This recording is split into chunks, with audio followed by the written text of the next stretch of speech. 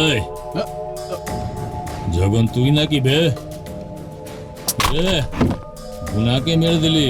এত বড় মরদ নাকি তুই? গুনাকে তুই জানিস কি? বল্লান্নার ভাই।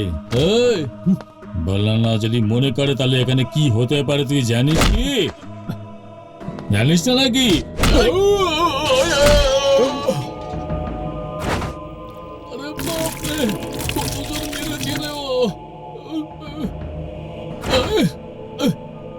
আমি এটো হাতে মারতে চাইছি না বলে তুই তার সুযোগ নিচ্ছিস? হ্যাঁ, টমি, বিনি, রজার, বিকি, একে কামড়া! যা যা, কামড়ে ছিঁড়ে ফেল, ছিঁড়ে ফেল। এবার দেখ কি অবস্থা করি তোর। এবার ছাড়বি না। কি হচ্ছে? গিয়ে কামড়াতে বললাম, ওরা দেখছি ওখানে গিয়ে পা চাটছে। হ্যাঁ, আরে ওর হাত আছে, পা আছে, যেখানে মনে হয় কামড়াতে থাক, কামড়া। আরে আমি কখন থেকে চিৎকার করছি, তোরা শুনতে পাচ্ছিস না নাকি? কামড়া, কামড়া ওকে। চিৎকার করছিস কেন রে? ওরা কামড়াবে না, কারণ ভালো মন্দ এরাও বোঝে। অন্তত তুই তো আমার ইজ্জতটা রাখলি।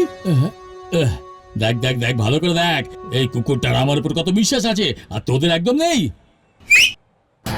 আরে রে রে রে রে, তোদের এত খাওয়ালাম পড়ালাম, সব বরবাদ করে দিলি রে। আরে রে রে রে, কি হয়ে গেল? আরে চলে গেল রে, চলে গেল। আজ থেকে তোর নাম কুকুরদের ভাস্কর নয়, শুধু ভাস্কর হবে। চলি তাহলে। আরে যাস না রে, কোথায় যাচ্ছিস? তোদের বাবাকে ছেড়ে কোথায় যাচ্ছিস রে? আরে এত কিছু হয়ে যাওয়ার পরেও সিনে এন্ট্রি করনি কেন? এটাই হচ্ছে আমার ক্যারেক্টার। আমি কিছু বুঝলাম না। আরে আমি খেলতে নামলে ওকে উঠিয়ে কে নিয়ে যাবে? ওইসব ঠিক আছে, কিন্তু জিপে এত জায়গা আছে, তবু তুমি অটো দিয়ে কেন এলে? ডাক্তারকে 1000 দেওয়ার থেকে আমি তোমাকে 50 টাকা দিয়ে দেব। হ্যালো দাদা, কি হয়েছে ভাস্কর? কিছু না দাদা। তো এই ঝামেলায় বাচ্চাদের আমি আমি তো প্রথমেই বলেছিলাম গুনাকে এ দৌড়ে দৌড়ে মেরেছে। আপনি কি বলেছিলেন আমাদের কাছে কুকুর আছে, ভয় কিসের, চলো ওকে মারি। এখন সামলা তুমি। আমার তো ছেলে পুলে নেই, তাই কুকুরগুলোকে ছেলেদের মতো মানুষ করেছিলাম। জানি না ওরা দুধ খেয়েছে কিনা, কিন্তু বাচ্চাটা আমার পিঠে ছুরি মেরে দিল, আর ছোট বাচ্চাটা সিধা আমার বুকে বুকে। মাথাটা নষ্ট করে দিচ্ছে।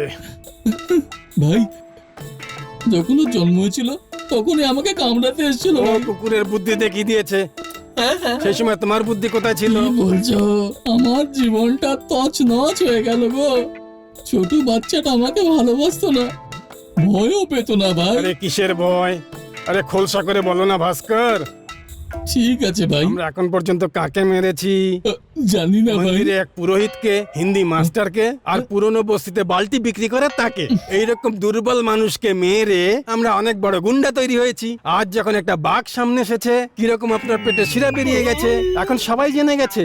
এখন আপনি ওখানকার হিরো নয়, হিরো তো ও যে এখন এসেছে ওখানে। তবে ওর এন্ট্রি কিন্তু দারুণ ছিল ভাই। একই ইশারে সব ওর দিকে চলে গেছে ভাই। কুত্তাটাও ধোকা দিয়েছে তোমাকে। সবই আমার ভাগ্য।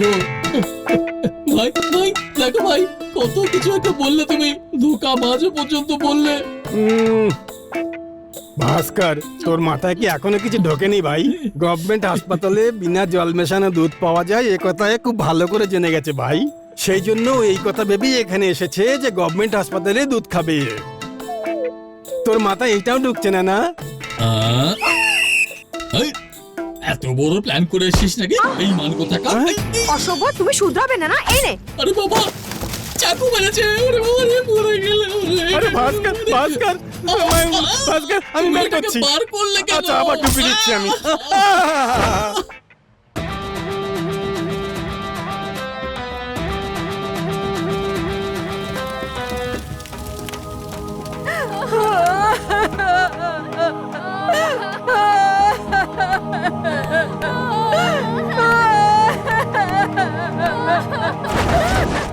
এসব কি করে হলো? একটা মেয়ের সঙ্গে প্রেম করত, ও অন্য কারোর সঙ্গে বিয়ে করে নিয়েছে। ও আমার কাছে এসেছিল, আমি জিজ্ঞাসা করি কি হয়েছিল, তারপরে ও বলে আমি বলেছিলাম ভুলে যাও ওকে আর নিজের পড়াশোনায় মন দাও। এ বলেছিল ঠিক আছে, কিন্তু ওই মেয়েটাকে ভুলতে পারেনি। কিন্তু শেষ পর্যন্ত কেরোসিন ঢেলে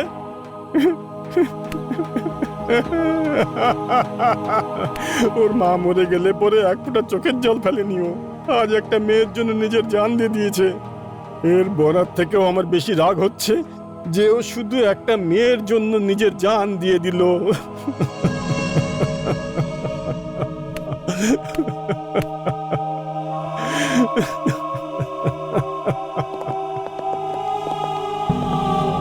এই হ্যাঁ ভাই, কুমারদার খরচার জন্য 1-2 লাখ টাকা দে। দেশটির জন্য এত টাকার কিসের দরকার ভাই? কুমারদার ছেলে এরকম মরেনি, মরতে মরতে আমাকে একটা আইডিয়া দিয়ে গেল।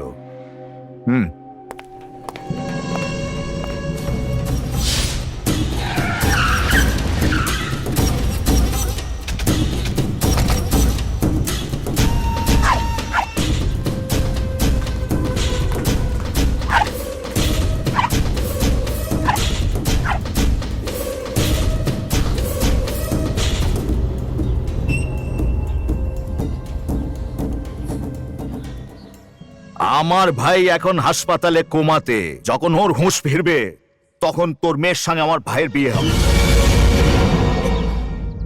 এটা আমার তরফ থেকে পাক্কা। এই নাও। অজান্তে আমাদের ভুল হয়ে গেছে, আমাদের ক্ষমা করে দিন। তুমি তোমার মেয়েকে এই শাড়িটা পরে আসতে বলো। ওর পড়াশোনাটা শেষ করতে দিন।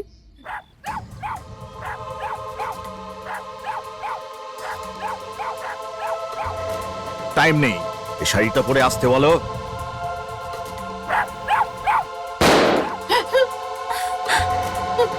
ও ভগবান, হুম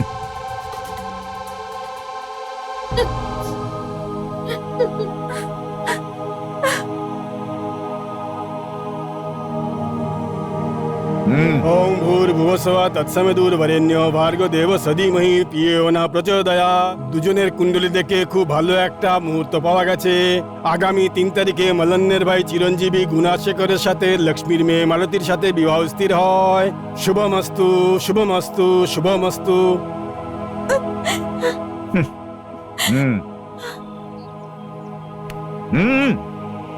এই দাদা, আজ থেকে এইটাও আমার বাড়ি, আর এটা খেয়াল রাখবি যে এখান থেকে কেউ বাইরে না যায়, আর বাইরে থেকে কেউ ভেতরেও না আসতে পারে।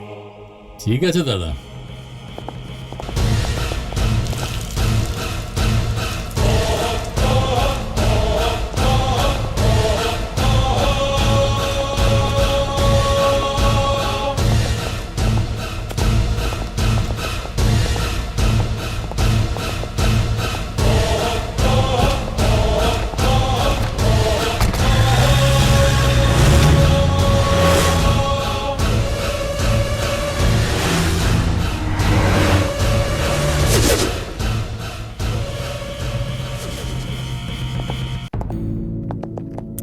ব্রিদিং তো নরমাল হয়ে গেছে, কিন্তু হাত পায়ে তেমন মুভমেন্ট দেখছি না। We are trying hour level best. আসছে 28-এ আমার ভাইয়ের বিয়ে, ততক্ষণ ও সুস্থ হয়ে উঠতে হবে। আপনি ঠাট্টা করছেন নাকি? এটা কি করে সম্ভব? এর কন্ডিশন দেখুন এই, আমি চাই যে ও সুস্থ হয়ে উঠুক। স্যার।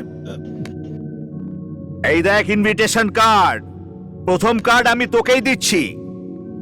এর বিয়ে যেই দিন ঠিক হয়েছে ওই দিনই হবে।